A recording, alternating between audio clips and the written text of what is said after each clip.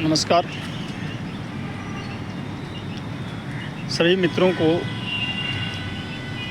प्यार भरा नमस्कार। हर हर महादेव। मैं एक बहुत ही 4 लाइन का एक शब्द आप लोग से शेयर करना चाहता हूँ। एक विरह वेदना जो है किसी के जाने से होता है, जो हमारे समाज में कोई भी हिंदुत्व को, जो हमारा संगठन का या हमारे समाज का जो एक भाई चला जाता है, चाहे वो कोई भी कास्ट का हो। Caste is beyond the line, मतलब जात एक धर्म बंधन या जात बंधन से अलग है। एक बहुत ही चर्चित एक अभी 10 दिन पहले की एक बात है बंटी यादव का। बंटी यादव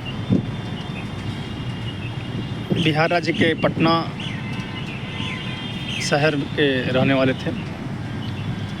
तो उनसे रिलेटेड एक बात ऐसी है कि कह रहा हूँ, इसलिए थोड़ा विचार करने के बाद ऐसा कहना करना पड़ रहा है कि समाज जा कहाँ रहा है।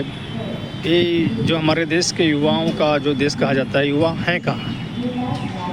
युवाओं को जागना पड़ेगा, प्रेरित होना पड़ेगा अपने आप से, और जो है चीज़ों को समझना पड़ेगा। जो हमारे समाज में, देश में, इस जो शहर में जो आप रह रहे हैं, वहाँ परिवार का परिवेश में, समाज का परिवेश में, गांव नगर समझना पड़ेगा।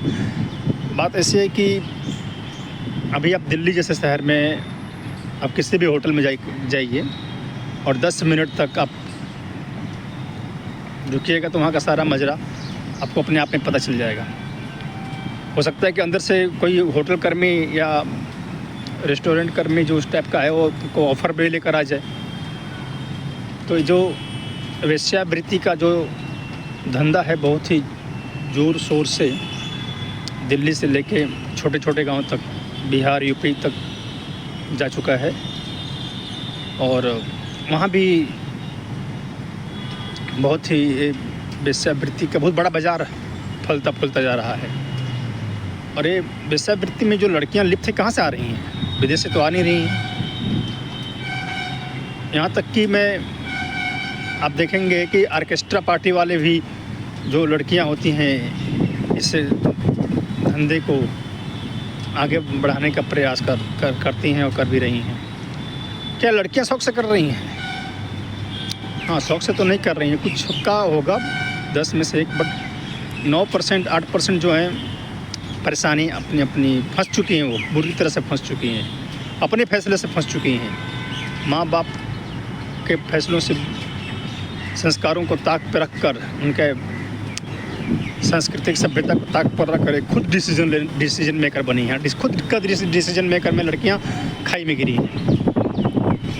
होता यूँ है कि अमूमन आजकल के जनरेशन में जो पहले की तरफ परंपरागत विवाह कम हो रहा है, अब तो बस प्रेम विवाह हो रहा है। प्रेम विवाह के झांसे में, लव जिहाद के झांसे में आकर लड़कियां उस समय अपने माँ बाप, भाई बहन, समाज, परिवार को भूलकर अपनी प्रेमिक की हो जाती हैं। प्रेमी, तथाकथित प्रेमी जो है अपना बाहर जाता है और 6 महीना साल भर अयासियाँ करता है, फिर उसको छोड़ देता है, लात मार के भगा देता है, क्योंकि उसका धंधा बन गया है। तो आज तुम हो, कल हो कोई और हो। सबका प्रेम प्रसंग एक दूसरे से अब असंवैधानिक रूप से चल रहा है। अवैध संबंध बनाकर छोड़ देना उनका काम है। फिर वो लड़कियां जाएं तो कहाँ जाएं, कहाँ? अब तो यहाँ फंस चुकी हैं बुरी तरह से। अब घर नहीं जा सकते, अपने समाज में, अपने परिवार में मुँह दिखाने लायक नहीं होती हैं। फिर वो धीरे धीरे इस लाइन में आ जाती हैं। दूसरा है कि जो कुछ लड़कियाँ जो समाज में उनको अच्छी गाइडलाइंस, दिशा निर्देश नहीं मिलने के कारण मॉडल और नायिका बनने के चक्कर में बड़े बड़े शहर दिल्ली, मुंबई, पटना, चेन्नई का ख्वाब देखकर ये वेश्यावृत्ति के धंधे में प्रवेश कर जाती हैं। तो हुआ यूँ ही था कि पटना शहर में जहाँ बंटी यादव थे, एक सभ्य व्यक्ति था, एक सभ्य प्रवक्ता था, बंदा अच्छा नागरिक था देश का, समाज का, गांव का, परिवार का। उसको पता चला, उसने आवाज़ उठाई तो उसको माफियाओं ने, वेश्यावृत्ति वाले माफियाओं ने उसको किडनैप करके मार दिया। नेटवर्क इनका बहुत बड़ा होता है, सब इससे मिले होते हैं। अब कौन नेता है, कौन अभिनेता है, कौन क्या है, तो बात रह गई कि पुलिस भी इन लोग को बहुत पकड़ती है, छानबीन करके पकड़ती है, लेकिन ये पुलिस का ही तक सीमित नहीं है ना। ये लॉ एंड ऑर्डर के लिए एक समाज को, सरकार को भी इसमें मुखर होना पड़ेगा। तो हम आप लोगों से यही अपील करते हैं इस वीडियो के माध्यम से कि समाज में जागरूकता लाएं। जहाँ भी ये गलत गतिविधियाँ हो रही हैं, आंख बंद ना करें, इग्नोर ना करें। कल इसमें हमारा जो देश का जो सभ्यता है, संस्कृति है, एक लज्जा है, एक भविष्य अंधकार में ही जा रहा है, उस अंधकार में होने से बचाना है हमें। अपने आप को सुरक्षित रखकर समाज को सुरक्षित करना है, अपने आप को सुरक्षित रखकर देश को सुरक्षित करना है, अपने आप को सुरक्षित रखकर कानून के निर्देशों पर चलना है।